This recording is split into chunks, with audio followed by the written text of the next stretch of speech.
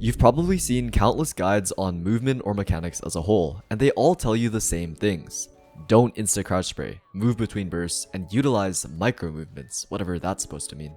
But for some reason, these tips just don't click for you in-game. And that's because almost every guide on Valorant treats the game and mechanics like science. Like knowing certain rules will automatically get you the results. But the truth is, mechanics is a lot closer to an art form than a science. Once you get to a certain skill level, hearing the same foundational rules over and over again won't help you. That is why in this video, I'm going to explain the exact 3 levels of movement that form Radiant level mechanics and what specific drills you need to do in order to unlock all of them. This will involve you hopping into the range and doing actual drills and feeling yourself improve as you watch the video rather than just mindlessly wasting your time like these other guides do. Hey, I'm Corey, an Immortal 3 player that is obsessed with mechanics and a content creator that actually plays ranked. Like I was saying, movement has 3 levels that need to be unlocked in order to achieve mastery, and understanding this framework makes improving your movement incredibly simple. Level 1 is accuracy, level 2 is snappiness, and level 3 is evasiveness. While most guides barely scrape how to master level 1, in this video I try to cover all 3 levels, so whether you're silver or high immortal, I promise you that this video will provide you with information that doesn't exist anywhere else on YouTube. Let's get into level 1. The first level, and the one you definitely know about, is accuracy. But I'm not just talking about movement and accuracy, I'm talking about how you move your mouse in accordance with your movement. This is one of the most important things that someone could teach you about mechanics, and here is how to train it. Pause the video and get into the range right now. I'm serious, if you do that, you're going to feel your movement improving live while you're watching this video. If not, you might as well just go watch some Compacty instead, because you're wasting your time. This drill seems simple, but everybody should try it and master it. It teaches you how to use your movement to help your aim while staying in control of your mouse the entire time. Unlike 𝐁𝐮𝐬𝐬 over-aim drill where you solely rely on your movement to confirm the shot. So how do you actually do the drill? This is what it looks like to just trace a bot normally, and what you're going to do this drill effectively is to, in the opposite direction to where you're moving, so if I'm strafing right, I'm going to trace the left of this position, almost imagining that there's a target here, and you're going to kind of try to acquire that target and trace it until your crosshair smoothly falls onto the target. While there are a lot more drills when it comes to accuracy, I do think that this is probably the best one that will get you the most results for the shortest amount of time, especially for beginners. It teaches you how to actually use your movement to help you aim, which is something every guide talks about, but no guide actually will teach you how to do. I want you to pause the video right now and try the drills out for just a minute or two. Just try to get a feel for them, and at the end of the video, I'm going to give you a full routine on how you're going to use these drills to improve your movement long term. The second quality is your snappiness. This is your ability to stop and shoot instantly on command, even when you're caught off guard. I think the best objective way to describe this quality is your time to stop, although there is a lot more to it. What is the amount of time it takes for you to acquire a target, stop, and shoot? The speed at which you can do so is how snappy you are. While it is difficult for me to explain exactly what snappiness is, I think we all intuitively know what I'm talking about. And Zeus, the player in the background, is one of the snappiest players I have ever seen. So how can you develop snappiness? Let's think about this logically. If snappiness is your time to shoot, then to develop it, you need to practice stopping and shooting more often. This is where I coined the term stopping windows, and you can observe in this deathmatch that I'm playing right now. Whenever I think that I'm going to be in a gunfight, I am preemptively stopping and getting ready to shoot. If you get really good at this, it will feel like every kill you get is a pre-fire. The reason that this is going to help you so much is because doing the stopping window actually gets you to feel how it feels to stop. You become comfortable with stopping and shooting quickly, and you start to actually feel snappy. Now, a normal YouTuber might just give you this concept and let you run wild with it. Let you play deathmatches trying to do stopping windows, and you're going to come back in the comments feeling kind of lost, feeling like it's your fault. No, that's not who I am. To master this concept, to master snappiness, here's what you're going to do. Just hop in the range with me, and as you're shooting the bots, pretend you're slicing the pie. Literally try to imagine, yes, this is what you're seeing in front of your eyes, but try to imagine an actual map and imagine slicing the pie. Now this is the secret sauce. Shoot as fast as you can, accurately, once your crosshair's on the head. So you're slicing the pie, and as soon as your crosshair gets onto the head, you're shooting. Now, even though it looks almost identical to what you are doing like when you're warming up normally, maybe, feeling wise, you will feel a difference. Let's say I'm trying to kill this one in a snappy way. You'll feel how that is different from this. Even though to you, it might look the same. This is very important. Your hand is going to feel the timing and internalize it. Just kind of spend a minute or two in the range, just trying to get the feel for being snappy. Once you're done with the range, I want you to hop into a deathmatch and pre-fire as much as possible. I want you to be especially mindful to pre-fire common angles, but pre-fire off angles as well. Just visualize your opponents. Don't worry about the actual opponents in the map. I want you to focus on yourself and your own movement. The reason that I'm giving you this ridiculous looking drill is because the keystrokes that you're doing here are identical to the ones that real stopping windows would look like if you were actually contacting and clearing these angles normally. So take a look at this. And then take a look at here where I'm trying to actually clear these angles normally. The keystrokes are identical. It's just the only difference is that I'm actually getting used to shooting as fast as I can if I do see someone during a stopping window. So only after you've done the first two drills are you going to start doing deathmatches with regular stopping windows. And at first you can have them really common. And as you just become more comfortable with like the physical aspect of having stopping windows, only then are you going to just minimize it to only when you think you're about to be in a gunfight. So if I'm just starting out trying to learn the concept, I'm going to just practice this a lot more than I need to. Even if I'm never going to get a gunfight here, I'm still going to practice it.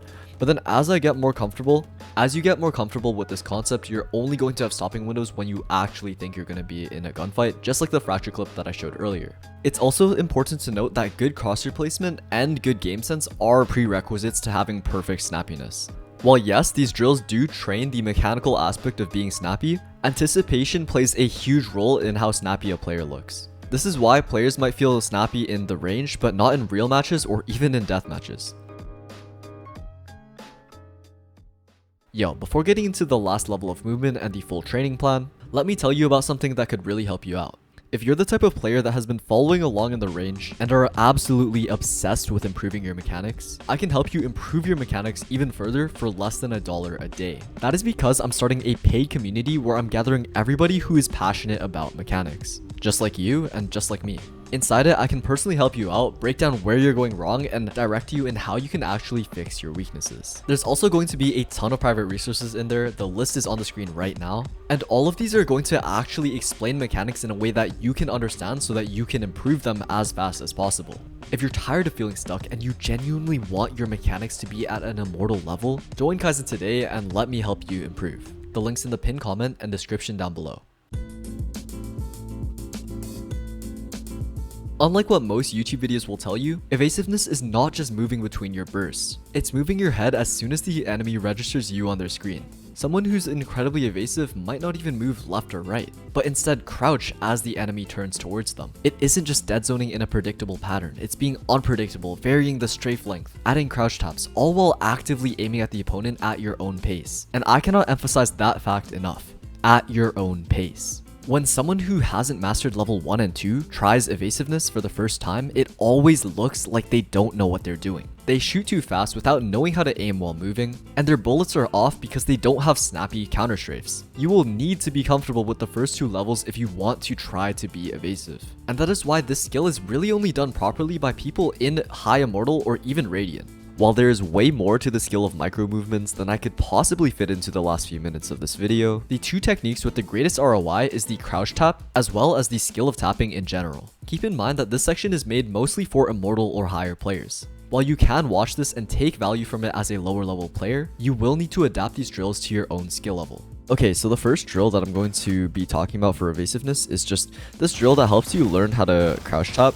So it just looks something like this. I want you to stand in the middle here and flow with your crouch taps. Obviously, this does look a bit challenging, so I'm going to explain step by step how to unlock your first crouch tap and then how to eventually be able to do this, right? So you can get to that level within like 10 minutes, and it's honestly very simple. The same timing as a regular counter strafe is when you're going to tap crouch. So as you can see, if I'm going D, I'm going to tap A and crouch at the same time. And when I'm pressing A, I'm going to tap D and crouch at the same time. So of course, this does mean that you're going to need to know how to counter strafe if you want to do this properly. But if you can counter strafe normally, just like this, then you can actually just add crouches at the same time that you're going to press the opposite key. And it's going to give you perfect crouch taps. So to implement this into the entire drill, you're just going to practice going slow at first, and then slowly speed up as you get more comfortable. And you can go the same direction, or you can just choose to alternate the entire time. This drill is very similar to like when a boxer will just skip rope. You just want to get into the flow. It doesn't really matter like if you're missing your shots, if you're hitting your shots. You just want to get into the flow and very comfortable to the point where you can just pull this out naturally in game. Now, if you are someone that uses control to crouch and you find that your forearm starts burning up a lot when you try to do the counter strafe, instead of doing the actual counter strafe, just use the control as the counter strafe. What I mean by that is that the same timing that you would press D, just tap crouch, but don't press D. And I find that this helps my forearm from burning up while doing this drill, and I can still get these accurate crouch timings. Okay, so this last drill I want to show you guys is just how to master the skill of tapping. If you want to learn a bit more and you're a bit more of a beginner, you can watch the video on the Oxy warm-up. The link will be in the description. But you're going to just dash to the side on 50 elims, and you're going to go for tap kills like this. And I'm going to explain why it's helpful in 1 second. But you're just going for kind of a rush. You can throw some crouches in because we just learned how to crouch, and it's a really good way to become more comfortable with crouching. But yeah, we're just going to go for shots like this. And the reason why this is so helpful is because it teaches you the skill of micro movements. And now you might be thinking, well, I'm just literally just dead zoning. It's not teaching me that. The truth is, if you can do this drill, you can do something like that. Looks like this. So you miss the first bullet, but you strafe again into a burst. So again, this drill is just kind of the goal of it is to teach you how to miss your first shot with a tap and go right into a second burst. And it'll train your speed at that. Even though it looks like you're just like tapping, if you do try this drill out, you will see that it really does help you start your second burst a lot quicker. And I think that's really important, you know? So you're not going to go for an insta one tap every single time, but in those situations where, you know, someone catches you off guard, it will really help to just be able to, you know, go for that first shot and then adjust quicker than they might expect you to. And this is a really high level skill that you can build, and all it takes is just trying that drill out and then going into the deathmatch and trying to actually incorporate it and learn how it fits your personal aiming style.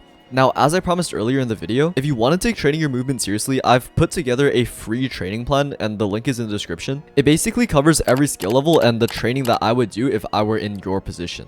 The plan in total takes around 15 minutes a day, and it's definitely enough to see results within 1 week. I hope you guys enjoyed this advanced guide. I know a lot of videos are made for literal gold players, but us immortal players don't really have any useful resources. So if you are immortal or ascendant, I hope this video can actually help you reach that next level of mechanics. And if you want to learn even more about mechanics, you can always join 𝐁𝐮𝐬𝐬. It's less than $1 a day, and I'm really putting my all to help everyone in it improve as much as they can. Thank you so much for watching.